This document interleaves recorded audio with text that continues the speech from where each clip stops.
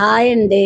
నిన్న part 1లోను prawns biryani చూశారు కదా. ఇప్పుడు పార్ట్ 2లో చికెన్ కర్రీ ఎలా చేయాలో చూసేద్దాం.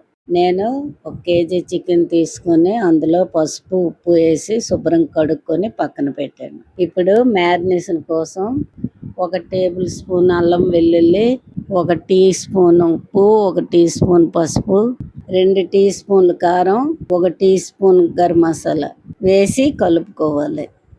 1 table spoon oil, 2 table spoon పెరుగు వేసి కలుపుకోవాలి. ఇది ఒక అరగంట నానబెట్టుకోవాలి.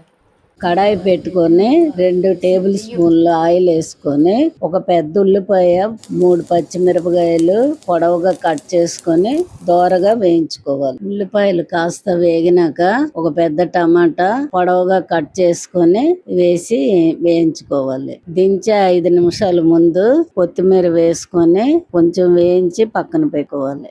ఇప్పుడు ఉల్లిపాయ టమాటా చల్లారిన తర్వాత మిక్సీ చేసుకోవాలి. ఇప్పుడు కుక్కర్ పెట్టుకొని 4 స్పూన్ల ఆయిల్ వేసుకోవాలి. 6 లవంగాలు, 3 ఎలాచి, 2 బిర్యానీ ఆకులు, 1 అనాస పువ్వు, 1 జాపత్రి, 1 దాల్చిన చెక్క, 6 పచ్చిమిరపకాయలు పొడవుగా కోసుకున్న 1 మీడియం సైజు ఉల్లిపాయ వేసుకోవాలి. 1 టేబుల్ స్పూన్ అల్లం వెల్లుల్లి పేస్ట్ వేసి దోరగా వేయించుకోవాలి. అల్లం వెల్లుల్లి పేస్ట్ వేగినాక చికెన్ ఇందులో చికెన్ ఉడికినాక పుదీనా కొత్తిమీర 1 కప్పుడు వేసి కలుపుకోవాలి.